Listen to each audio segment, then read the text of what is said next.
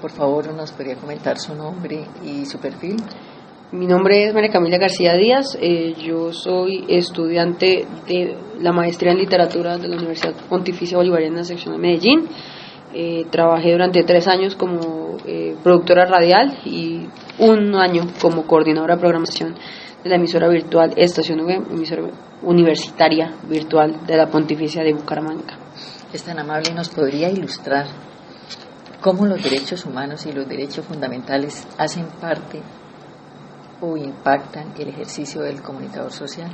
Primero hay que decir qué es un derecho humano y cuáles son los derechos fundamentales, ¿no? Los derechos fundamentales son aquellos que es imposible, o sea, definitivamente son inalienables, no se los puede quitar a nadie. Por supuesto, un derecho significa que no se lo puedes quitar a nadie, pero los fundamentales deben ser garantizados por el gobierno y por todas las entidades de que siempre sean cumplidos. Entonces, uno normalmente tiene que tener muy en claro qué derecho fundamental y qué derecho humano va a tener en cuenta. Ahora, ¿cómo esto se impacta en el ejercicio de comunicación social? Nosotros, ante todo, somos comunicadores, o sea, nosotros transmitimos información. Y lo principal de los derechos humanos frente a nosotros está en que nosotros, como personas del común, como personas naturales, tenemos que hacer valer esos derechos para nosotros y para los demás, y en nuestro deber periodístico y de comunicación social también se encuentra ese mismo afán de querer hacer que las cosas se cumplan. Entonces, sí impactan a nosotros porque además de que existen derechos como por ejemplo el derecho a la libertad de prensa, el derecho a la opinión, el derecho al pensamiento personal, algunos son fundamentales, esos son derechos humanos. Pues los derechos fundamentales, por ejemplo, a tener un nombre, a tener una nacionalidad, son cosas que para nosotros son importantes, porque si en cualquier momento determinado yo como comunicador decido ejercer en otro país, y yo necesito, por supuesto, no puedo abandonar mis raíces, no voy a, digamos, si yo acá en Colombia me voy a ir a hacer periodismo en Argentina no pueden decirme que no puedo yo pensar como persona colombiana e informarle a los colombianos en Argentina sobre Colombia. ¿Por qué? Porque es que yo tengo mi nacionalidad, estoy acá y por supuesto que también necesito trabajar para usted, para su país, pero no puede quitarme algo tan fundamental. Entonces, dentro de los derechos humanos hace un impacto que es al mismo tiempo el mismo impacto que todos tenemos en la sociedad, que es hacer valer los derechos fundamentales y los derechos humanos. Pero nosotros tenemos el plus, y es que nosotros podemos ir a reclamar públicamente y de una u otra forma expandir la información sobre si esos derechos se están cumpliendo o no. Y de pronto esos derechos con respecto a la otra persona, lo que yo tengo que respetar con lo que digo. Por supuesto, yo como periodista tengo ciertos deberes, pero eso vaya más con la ética periodística, porque yo tengo cierta forma de hablar a usted. Por ejemplo, si yo sé que ustedes, tengo al gobernador y sé que el gobernador está haciendo algún chanchullo, yo no voy a llegar a decirle, o no voy a llegar a publicar, es que el gobernador es un señor, no. Tengo que tener las palabras adecuadas para tratarme a él y de una u otra forma respetar su derecho a ser responsable. ¿Y tiene que ver con el buen nombre? Por supuesto. Que ya es un derecho. Eso sí, eso cuenta dentro de las cuestiones de... Eso tiene un nombre que se me acaba de olvidar, dame un segundo. No tengo exactamente en este momento, pero todos tenemos que respetar el hecho de, por ejemplo, yo no puedo levantar falsos testimonios frente a nadie, y eso cuenta como para las personas naturales como para periodistas. Por eso insisto yo en que nosotros tenemos la única diferencia entre una persona normal y, como ella es un periodista, un comunicador social que está entregando información sobre cuestiones de derechos. La verdad, no hay la única diferencia es que yo puedo publicarlo en un medio con más facilidad de lo que lo puede hacer una persona natural. Igual una persona natural puede contarle al medio qué sucede y el medio puede transmitirlo, lo que genera que la misma persona puede llegar a también hacer el ejercicio del periodista. Perfecto. ¿Cuál considera que es la incidencia contextual epistemológica y aporte constructivista sociocomunicativo del derecho a la libertad de prensa en el cambio de una sociedad? Ante todo hay que decir qué es contextual epistemológico. Esto tiene que referirse a cuestiones netamente investigativas, y el aporte constructivista es una forma de educación. Entonces, ¿cómo enseño yo a que el derecho a la libertad sea investigado, y más allá de que sea investigado como tal, de sentarme y revisar los papeles y decir, bueno, acá encontramos que a Pito Pérez le negaron acá, aquí encontramos que es Sutanito. No, se encuentra también, se busca más el fomentar la revisión de ciertas cosas, como para decir, mire, si a este periodista, si en diferentes casos ha sucedido, por ejemplo, a María Jimena Duzán le ha pasado, uno de los más grandes periodistas éticos, o uno de los más grandes escritores del periodismo, que es por ejemplo Darío Restrepo, él habla mucho sobre cómo nosotros con la libertad de prensa tenemos la posibilidad de decir muchas cosas, pero no decir lo que se nos dé la gana. El hecho de que tengamos el derecho a contarle al mundo qué sucede no nos da el derecho a hablar mal de las personas, a ensuciar un nombre. Es lo que mencionaba anteriormente, que se me olvida el término exacto. Yo no puedo llegar a ensuciar un nombre porque sí. Eso tiene un respeto, y eso cuestiona también mi ética. La ética periodística se basa netamente en 4 cosas. Una, que es informar verazmente, o sea, decir la verdad. La segunda es escuchar a los demás, ser consciente de que la sociedad se mueve y que yo no solamente es mi opinión, sino es la opinión de las personas. 4, saber escribir y saber contar la historia. Y yo dentro del periodismo puedo llegar a decir, una vez más vuelvo a citar el mismo ejemplo, el gobernador está utilizando dineros públicos para construir una piscina en su casa. Eso no suena nada fuera de la realidad. Yo no puedo decir que es que el gobernador es un perezoso, entonces cansón, viejo, aburrido, cacreco, que entonces porque no puede irse a juntarse con el resto, construyó su piscina con la plata de uno. Porque a la larga, ¿por qué razón lo está haciendo? Entonces, dentro de mi deber es en buscar por qué lo está haciendo y no hablar del sujeto. O sea, el hecho de nosotros es la noticia. Entonces, desde la incidencia, pues una vez más volviendo a la pregunta como tal, la incidencia contextual y epistemológica, eso suena bastante complicado de entender, pero realmente nos estamos buscando sobre la investigación, sobre realmente qué ha sucedido, cómo el contexto social colombiano puede llegar a ser en este caso, nos ha enseñado, y cómo aportamos para que nosotros los periodistas actuales podamos entender esas cosas. Tenemos por ejemplo el caso de Garzón, a quien por pura libertad de prensa no le cerraban la boca de puro milagro, pero igual lo callaron. Entonces, ¿qué aprendemos de ahí? ¿A quedarnos callados la boca o a seguir peleando para seguir poder contando las cosas como son en la cara acá en Colombia? Correcto. Y ahí viene lo del cambio de la sociedad, ¿cierto? Al generar, al dar paso a todas esas situaciones, al fluir todo este tipo de cosas, entonces vamos generando los cambios, las transformaciones que tenemos, que tiene el comunicador social. No solamente el comunicador social, sino la misma sociedad como adopta la profesión. Nosotros tuvimos tarjeta profesional hasta hace poco tiempo, más o menos, porque casi como 10 años dejaron de producir la tarjeta profesional para los comunicadores. Entonces uno se gradúa ahorita y uno se gradúa y no tiene ni tarjeta, ni tiene ningún derecho. Cualquiera puede ser periodista. Yo soy de las primeras que dice que eso no es malo, que eso no me va a quitar a mí el pan de la boca. A mí dentro de mi concepción, no creo que sea malo que una persona natural, una persona normal, ese señor que está ahí en su panadería, que trabaja todos los días, se levanta, el señor si ve que están robando ahí, él puede ser el periodista ciudadano y él puede venir a contarme qué pasa, y a él no lo tienen por qué callar, porque él tiene el derecho a la libertad de expresión y a la libertad de prensa. El hecho de que no tenga una tarjeta profesional no dice que entonces no puede hablar. Y el cambio de la sociedad también ha entendido de que el periodista hoy en día investiga menos, es una triste realidad, pero el periodista investiga menos y habla más cháchara. Entonces ahí ¿dónde está el cambio de nosotros como periodistas, como profesionales, para ver cómo es que nosotros reaccionamos ante la sociedad y cómo en vez de callarnos la boquita y seguirle la cuerda al jefe, que es una de las cosas que creo que le he mencionado ya, o lo había mencionado en alguna otra ocasión, es que el jefe editorial manda. Si yo sé que yo estoy, digamos, en una empresa y mi empresa son santistas, yo no puedo hablar cháchara de Santos. Debería tener el derecho de hablar cháchara de Santos, lo que pasa es que yo quiero mantener mi puesto. Entonces, ¿dónde está realmente el trabajo mío como periodista ético y como periodista que quiere realmente informar y no seguir la cabeza de lo que me están diciendo? Entonces, ahí es un cuento complicado, sobre todo porque el cambio de la sociedad ha sido una locura. Los medios las redes sociales, la forma en la que Colombia ha avanzado durante los últimos 10, 20 años ha sido brutal. No solamente en cuestiones de personales internas, sino también en cómo la información se trata de afuera para adentro. Hoy en día vemos en los noticieros que casi a la mitad, final del noticiero, van contando historias de internet, por ejemplo, YouTube, videos de YouTube. El video más visto en YouTube, no sé, hace muchos años eso no hubiera sido tan importante, y los noticieros se extienden a tal punto que ¿dónde está realmente la información? Para mí el noticiero más importante es el de las 11 de la noche. Bueno, conciso, concreto, dice lo que tiene que decir, no me vienen a hablar a mí. Una hora casi de entretenimiento, otra hora de deportes, empecé a mí me encantan los deportes, hay un punto donde se vuelve extenuante, y ya no todo es noticia. Entonces también hay que ver cómo nosotros como periodistas hemos cambiado, cómo la sociedad ha cambiado y cómo la misma sociedad acepta al periodista.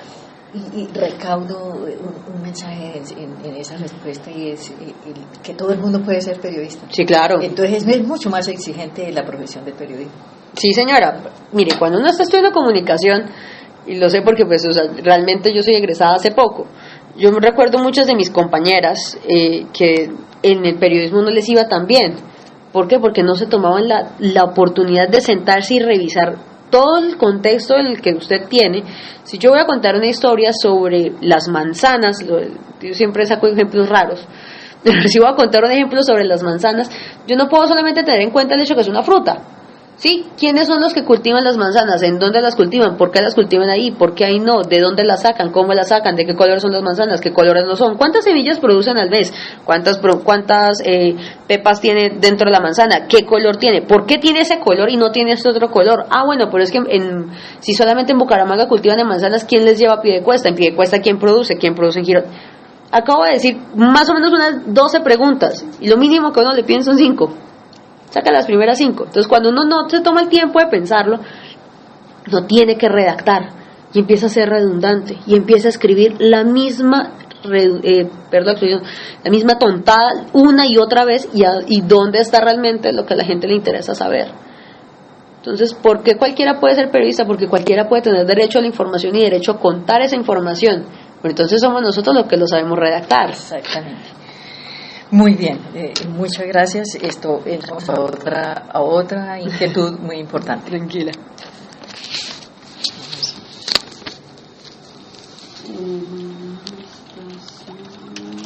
Perfecto, ahí me aportó una idea fenomenal para trabajar.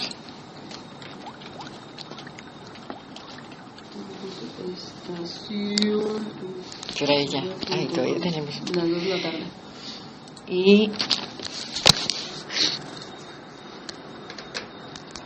Y se me olvidó, pero yo sé que eso es una ley, se me olvida el nombre. Levantar falso testimonio, ¿cómo se llama eso? Yo no puedo levantar falso testimonio, y eso no puede hacer todo el mundo, o sea, es para todos. Lo que pasa es que uno tiene la posibilidad más difícil. Doctora Camila, ¿se ve reflejado el ejercicio del derecho de acceso de información en poder del Estado en transparencia de los actos de gobierno y reducción de la corrupción de las diferentes instituciones públicas? Mira, una de las cosas que uno tiene que tener en cuenta es que por obligación, no nosotros, por obligación el Estado tiene que publicar y tiene que dejar que cualquier persona vaya y averigüe sobre la rendición de cuentas de ellos. Si el Consejo de Estado, ejemplo, digamos, vamos a poner uno más aquí más cerca, la Cámara representantes tiene una página web. Yo como persona natural puedo llegar y entrar a la página web, revisarla, mirarla, y ellos tienen que tener todos los folios de cada reunión, qué se dijo, qué no se dijo, rendición de cuentas, qué cosas no se gastan, cómo se gastan, quién las gasta, los listados de quienes asisten, quienes no asisten, todo firmado y tiene que estar actualizado. Eso es obligatorio de ellos, porque esos papeles son públicos. Cualquier persona puede ir a verlos. Y uno muchas veces comete el error de que llega, se pone, porque uno lo mira por internet y si no encuentra algo, pues uno va directamente al caso. ¿Sí? Entonces me voy yo a buscar al señor de la Cámara de Representantes. Venga, es que en la página web dice que sutanito estaban en esto, pero usted no. ¿Dónde estaba usted el día de esta plenaria? El señor tiene que responderme. Yo no le estoy preguntando nada de su vida privada, no le estoy preguntando ninguna cosa que no me pueda contar. Le estoy preguntando qué pasó ese día. Yo tengo el derecho de preguntarle como persona natural y como periodista para mi información. Yo es que yo como periodista estoy averiguando es porque lo necesito publicar. Pero si yo fuera una persona cualquiera, yo también tengo el derecho a preguntarle. todos estos papeles y todas estas acciones tienen que estar toda esta información tiene que estar pública.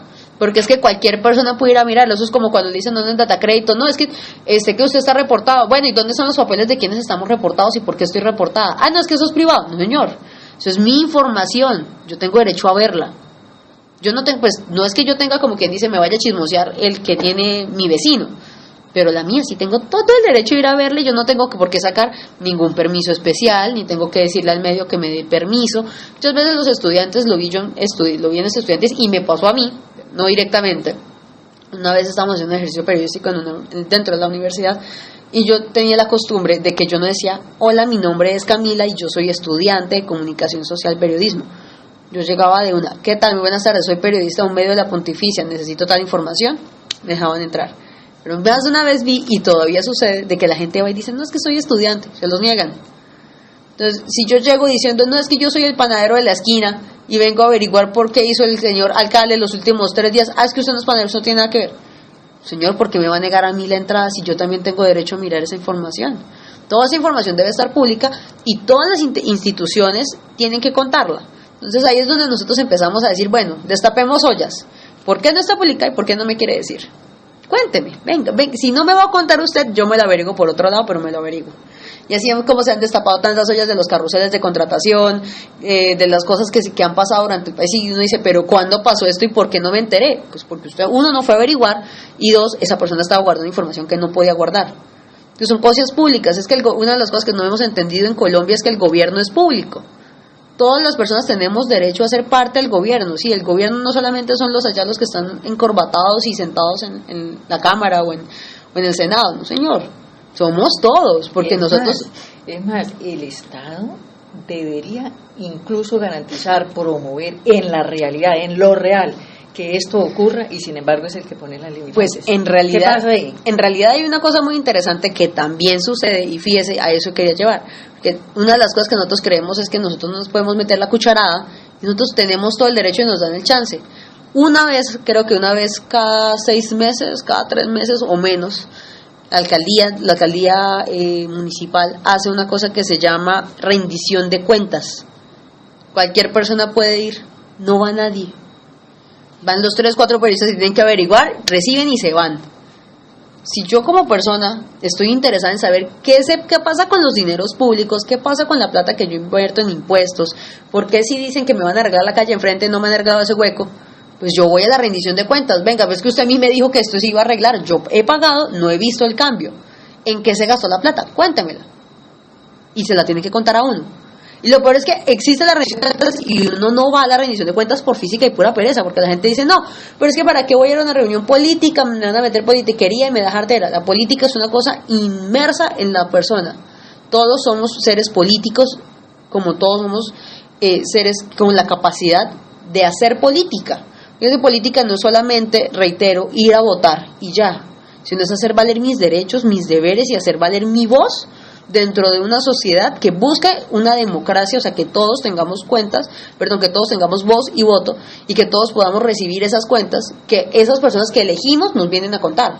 Si yo no le elegí a usted, señor presidente o señor alcalde o señor representante a la Cámara o senador, para que vaya y sea mejor que yo y gane más plata que yo y se haga lo mejor. Usted está allá porque yo le pedí el favor a usted con mi voto de que vaya y cuente y ayúdeme a mí. Y eso es una cosa que uno todavía no comprende. No ejercemos. Yo digo que no lo comprenden porque cuántas veces no hemos visto que la gente vende su voto o que no, es que voy a votar por tal sujeto porque es que me prometió que me daba empleo. Él no al contrario, él es el que, yo no le debo a él un favor, él es el que me debe a mí. Ese es.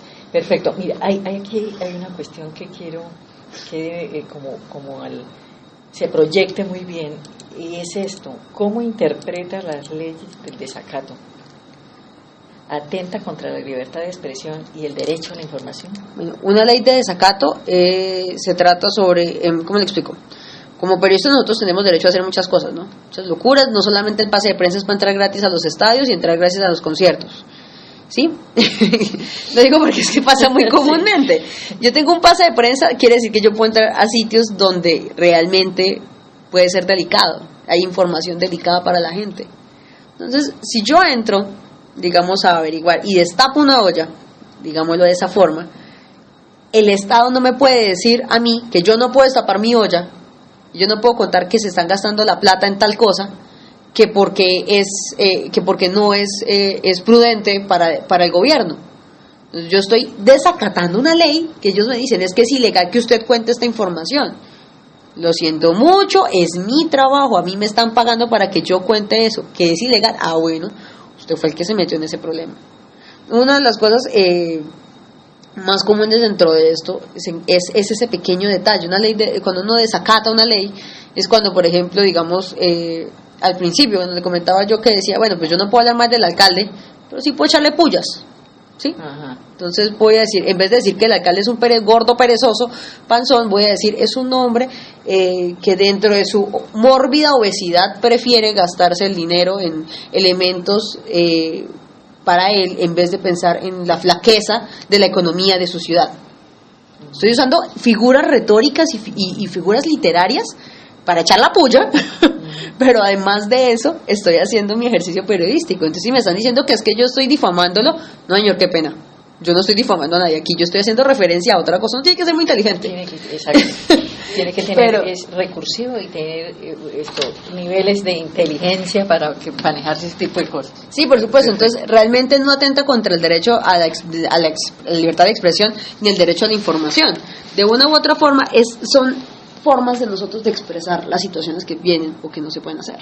Y sobre todo llegar a claro, donde quiere ponerse información. Pues es que que ejerza esa información. Lo importante está en que la información le llegue a quien le tenga que llegar. Mucha gente se queja que, por ejemplo, digamos, medios locales, por ejemplo, acá en Bucaramanga, Q, periódico amarillista, no, qué horrible ese periódico que no tiene que ver. Bueno, pero es que Q es el que más le llega a la gente. Si yo sé que ahí tengo que poner algo importante para que la gente lo lea, la gente lo va a leer, pero tengo que saber redactarlo a la persona que compra ese periódico. Perfecto. Es muy diferente al que compra el New York Times al que compra Vanguardia.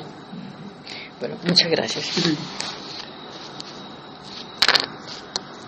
¿Quedamos ahí listas? No, me falta una clave. No, tranquila, es que bueno. vino, pero no hay problema. Listo, entonces, perfecto.